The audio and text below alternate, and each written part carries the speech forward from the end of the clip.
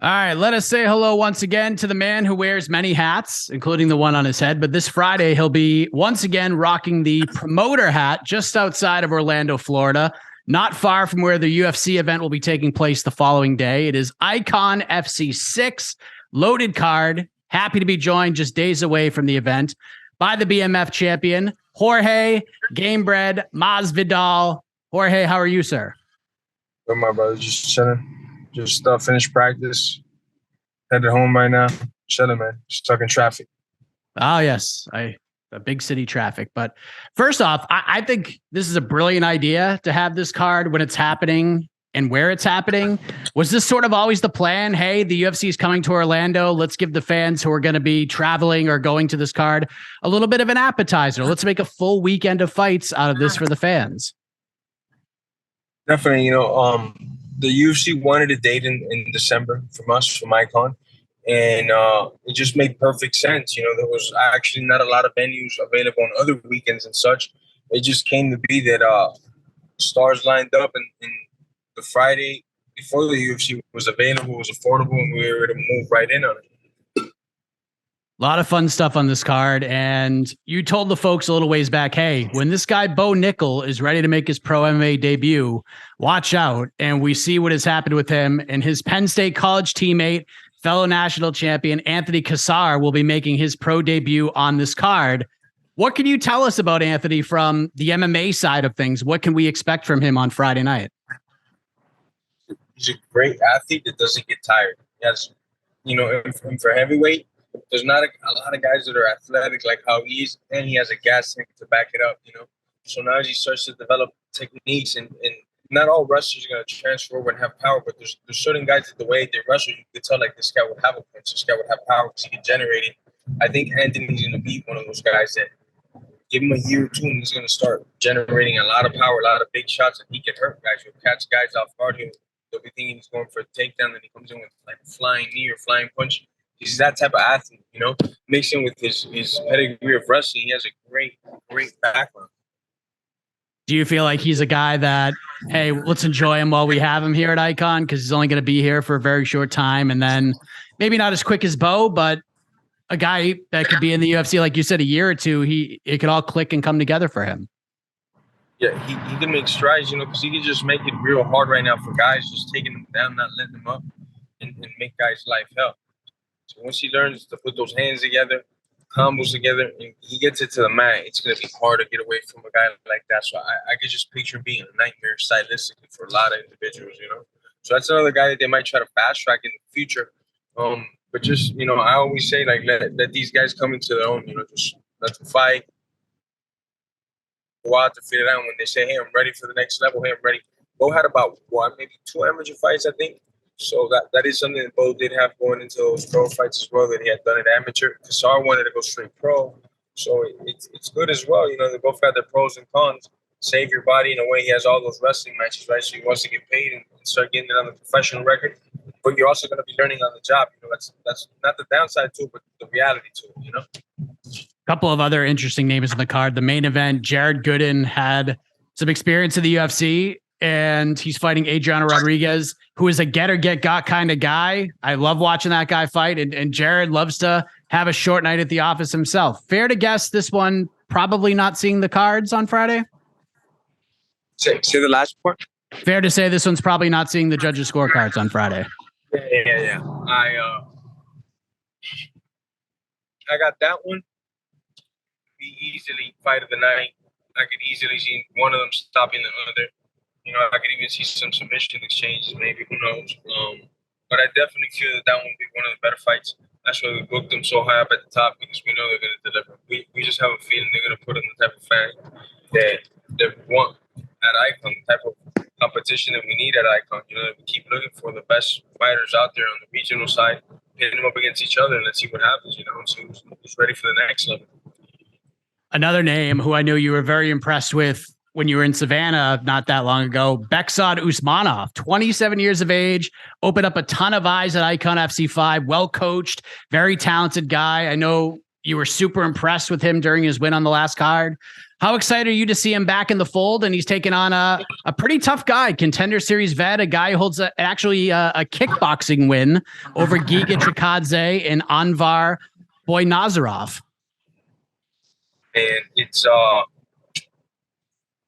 bad news. Usmanov is still on the card, right?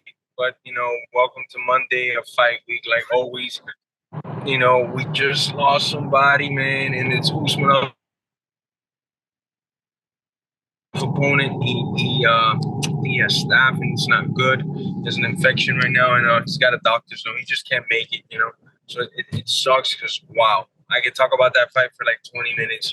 Because Usmanov obviously can grapple offensively, defensively, but he has it in him that he likes to stand. And this kickboxer guy that we're bringing in is like a banger, man. It was just that was my pick of the night type. Me and Dean took a long time matching Usmanov off because he really impressed us on his first fight. We had to stand up from American top team, Saul Guerrero, which is a stud. He's gonna be making waves pretty soon, and so we couldn't get nobody to fight him. Usmanov stepped off like 6-7 days notice. We're like, man, let's see how this goes.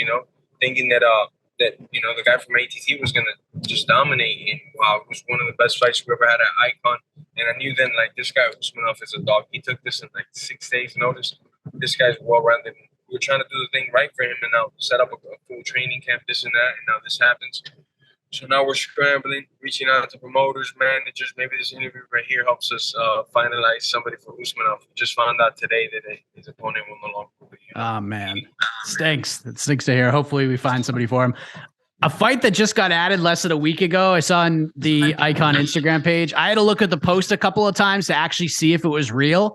Steven Seiler versus Micah Miller going down on this card. This is freaking wild, man. How did this happen? How did this happen? Mike is a longtime friend, longtime teammate. He's been asking me to get in the card and fight, and I was like, this is what I do for a living, brother. Mike has had some injuries that kept him on sideline for a bit. But he's worked through them. He feels a lot better. We had a conversation about 4 months ago that he was like, hey, man, I think I'm ready to compete. So we talked about maybe 5-6 weeks ago as we were going through the field to see what would be a good fight for him. And this is a fight that he chose, that his camp chose. And, man, I mean, talk about a cult classic for a lot of Ultimate Fighter enthusiasts, This was an Ultimate Fighter already, so it's a rematch. So it's going to be interesting. Yeah, I love that fight. It's super fascinating. Very solid lineup. UFC Fight Pass, the great TJ DeSantis, Pearl Gonzalez on the call, and who the hell knows who's going to show up on this card with the UFC right down the road. But let's talk about you for a few moments, if we could, because your name, Jorge, just keeps coming up. Gilbert Burns, a guy you told me a few months back in Savannah. We're in the middle of the freaking street. You say, hey, let me take care of what I need to take care of with the legal stuff, and then I would be happy to fight this guy. And he kept saying that he accepted fight offers with you, and you responded with the video not long ago saying essentially, let's fight on the UK card when they run back Edwards versus Usman. Now he's fighting Neil Magny in Brazil in January. So from your end, this fight was never offered to you? No, from my end, this fight was offered, but never officially, and I always just shut it down because I couldn't fight. When the date said they wanted to, I never said anything about I'll fight anybody in November or December. And I said, if I'm ready, maybe I could go January if everything is right. Well, I wasn't ready. I told them that in mid-November. I don't know when they decided to tell Gilbert that, hey, he's not taking on the January fight. This guy loses his shit. I ever promised him a dance. The only dance I promised was on March or April, whenever it is that Leon fights. That's when I told these guys, I'll be ready by then. I could, for a fact, go in March or April. So let's go. I put the word out there, tell Michael Hunter, and he freaking, guess what? Sends on the contract to Gilbert. He says, no, I don't want to fight. I want to fight in Brazil. So go fight in Brazil, man. Just keep my name out of your mouth, bro. Every time he mentions my name, he gets a couple thousand followers. So I guess that's the gimmick he's doing, If he wants to fight, we'll fight in March. We'll fight in April. We'll fight in London. That's it. I don't really entertain these idiots, man. They could all go fuck themselves, man. I'm here for me. When I'm healthy and ready, whoever it is, hopefully it's a top 5 guy. If all these guys got excuses and none of them want to go, then whatever. I go to the next guy after that. But I'm hoping it's Gilbert, man. He's been running his fucking mouth for a lot, and he has a nice little number next to his fucking name right now, so I wouldn't mind snatching that up. We mentioned Leon Edwards. He spoke with the Breakfast Club in New York recently. He responded to you and I's last chat, and he basically said, like, look, I'm not over the whole thing that happened in 2019. I'm not over the 3-piece of the soda. We'll settle it in the streets, so we'll settle it in the octagon. So your thoughts on his comments? Do you feel at this point that this fight is going to happen at some point, title or no title? For starters, when he says things like that, like he's just trying to, like, I don't know, advocate to the culture or something. Like, no, man, you're not that dude. We already did that, right? You talk nonsense about me for weeks on end on Twitter, talking shit, this and that. Then when I pulled up and you've been doing all that nonsense talking, you weren't ready to go. Don't nobody care what you were doing in the streets or not, because everybody knows he's gonna be a deer in headlights again. So if I was just here right now at the gas station, you know, I might have to pull over and ask him some questions, you know. So that street talk is just for him to appeal to the street and things like that, because he's a dork and he's trying to do things like that. But I want to fight him in the cage. He's got a belt wrapped around his waist, so I want to go with these W's and fight him, and then take care of the rest and the things that I got to do before I'm done with my career. So if I get my hands on Leon while he's got that belt on, it'd be sweet as can be. When you say that you have these things left to do in your career, do you have like a timeline on that, or are you just playing it by ear at this point? No, strict timeline. I got mandates, I got goals, I got all types of things, you know. So I gotta stay on track. That's number 1, 2, and 3. You know, I got a certain amount of years that I think, you know, from analyzing, going to the gym, working out with the next generation of guys, the next guys that are gonna be champions. I mean, we got a dime a dozen American top team standouts from UFC, from Bellator, from all different types of organizations. I get to work out with these guys, and that's really how I judge my future. Like, man, I can't do half a practice no more. I'm out of breath. I'm getting tagged up too much. I'm getting out of wrestle too much. Maybe it's time for me to hang up the gloves. I had a good, you know, fruitful career, whatever. Or, you know, just like today, I just finished like a 2-hour 15 Monday morning wrestling practice brought to you by Steve Mako. Bunch of All-Americans in the room. Bunch of dudes from all over the world. Dagestan, Chechnya coming in to wrestle with us, you know, and it's always like a good room for wrestling, you know. I'm holding my own, man. I'm doing my 2-hour practices. I'm in there, you know. I'm kicking ass. I'm getting takedowns. I'm going with good guys. You know, I'm not the best wrestler on the mat, because everybody knows I'm fucking on it, you know. Then when I go do my stand-up, my striking, it still comes easy to me. I don't have to, you know, work that hard in my stand-up to land my shots, get my fakes going. So I feel like I have a good 2-3 years in this sport where I can compete, but not compete and fight like those, I don't know, like those Jake Paul guys, or like those dudes that at the end of the run of their career that they fought for a while. I want to fight like the world's best. Keep doing what I've been doing my whole career. Just fight either the biggest fights possible or the toughest fights possible. And that's really it. You know, that's what I signed up for when I was 18. That's what I'm still doing. You know, fighting the best of the best.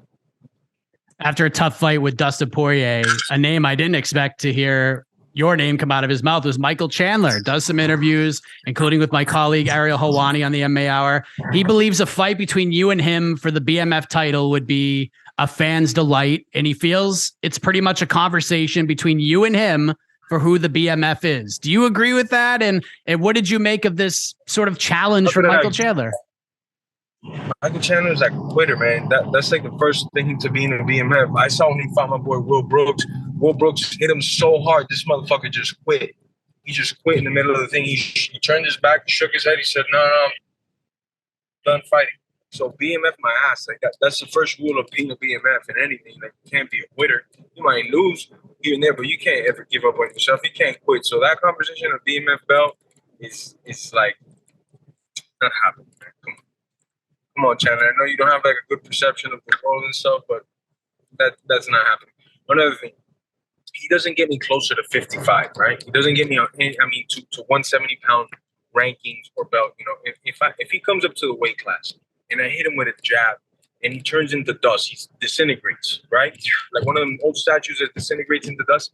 You know what people are gonna do and say? They're gonna say, yeah, you're supposed to, you know, but let it be like a little bit of a fight or anything like that. I don't see no risk to reward. Like me killing this guy doesn't do anything really for my career and stuff like that. So I'm like, I really don't care about it. He's not a pay-per-view seller either. So I'm not, for that fight right now. I'm not saying I won't entertain it in the future or in between, like me fighting ranked guys at my weight. I could entertain that fight. But to actually say like a whole event for it or like whatever he's planning in his head, nah, probably not, bro. He ain't fight. You know who's a BMF? Dustin, but I ain't gonna fight Dustin because Dustin is my boy. Dustin never quits. Dustin fucking gives it all he's got to take motherfuckers out. Took Chandler's best and said, what? Ah! So that's a BMF. And there's a lot of BMFs in the sport. I ain't the only one or Dustin, but Chandler, you can't be quitting in fights. You can't be quitting in the middle of a fight. Automatically disqualified. Sorry, Chandler.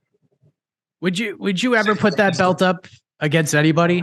Like if Leon said, look, Jorge, I'm in. Like Usman's on the side, I'm in. Would you ever put that belt on the line? I put that belt up numerous times, There's one belt that I gotta get out there and then with this belt, I put whatever I got up because I love to compete, I love to gamble. I love to gamble on myself as I always have. I'm gonna keep doing it. Couple last quick things. On Friday, your ATT teammate Kayla Harrison suffered her first pro loss, and very few fighters in the sport win every single fight. And Kayla now has the first loss on her record. I mean, you've been around her. I'm sure you've done many of Mako Monday with Kayla in the room. You know how much of a competitor she is. How did you react to that? How do you see her bouncing back from this? Big part of me stunned. Big part of me like, man, this is the third time you fight the girl. It wasn't like no upset to her. She already beat her twice, very convincingly. So I don't want to take anything from this girl away. Obviously, Pacheco's a stud. Came out to win, fucking, and to beat somebody that's beating you twice, you have to deal with a lot of mental adversity and stuff like that. But as far as like Kayla, the upside, like I don't know, her beating her third time maybe wasn't as motivating. Obviously, I wouldn't mind seeing them fight again, but I still walk away thinking Kayla's the better fighter. It just wasn't her night. She just wasn't, as honest as she probably needed to be. Though it's still like debatable if she won because she was on top. She was controlling. She wasn't doing damage and stuff like that. But other referees would have just gave it to her just for being on top. Going into that fifth round, I would say they were neck and neck, right? Two for two. Is that like the common opinion? The common? I thought it was 2-2 heading into the fifth. Yeah, I thought it was tied. And obviously I'm biased, right? Because she's my teammate, good friend, and I've known her since the start of her career in MMA.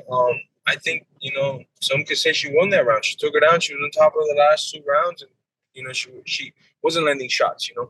Maybe that could have helped a little bit more to sway the judges. Had she thrown some bombs and connected, but I still think it was a great fight. It was a close fight, and I want to see her involved in like the biggest fights already. Though that's another thing. I don't want to diss Pacheco because she's a beast. She's a stud and she's a dog. She's mean as can be. But I do want to see Kayla, and obviously she's coming out lost. But I don't really think it hurts her getting a fight with like, the big girls in the sport. Kayla Harrison versus Brazil's finest. For that Bellator strap or something like that. That'd be freaking sick, I just want to see Kayla involved in big fights, really. And as far as iKON FC goes, you've had a very busy year. You guys have done very well. You're doing shows all the time. What's sort of I know you're focused on Friday and you lost a fight already and you're the promoter hat. It could be a great one, kind of painful at times, but what's sort of the plan for 2023? What do you got? What are the goals for iKON in 2023? More or less from where we're at right now, we're going to finish off at 6 shows this year. We want it to be around 6 to 10. Logistically, some things happen, date fulfillments, things like that. It could be a tricky game, but my honest goal for next year is to put anywhere from 18 to like 22 shows together. That's what we're trying to work for really, really hard.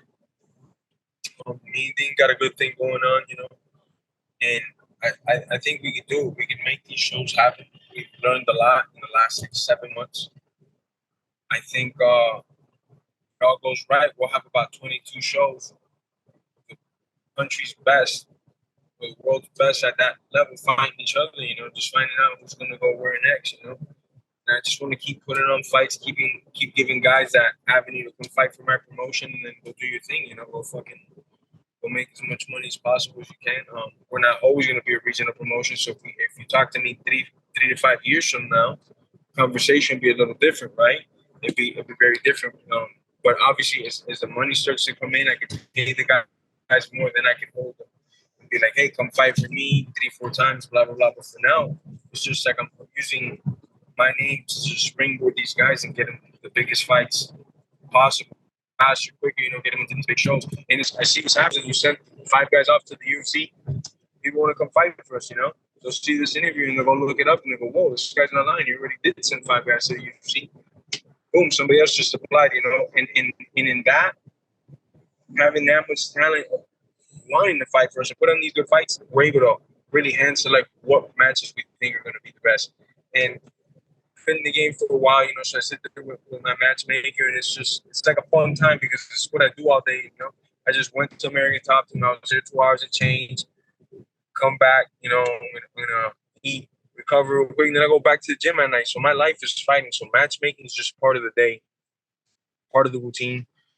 I could do this with my eyes closed to a certain extent, Well, the journey continues, ladies and gentlemen. This Friday night, don't miss Jorge Masvidal's iKON FC 6. It's going down at the Silver Spurs Arena just outside of Orlando. If you can't make it to the event, you can watch it live on UFC Fight Pass. It's going to be a fun one. Jorge, appreciate the time as always. All the best to you this week and to the rest of the team. Looking forward to watching the card on Friday, my man. Thank you, my brother. Always a pleasure. Keep up the great work, brother. I see you over there, man.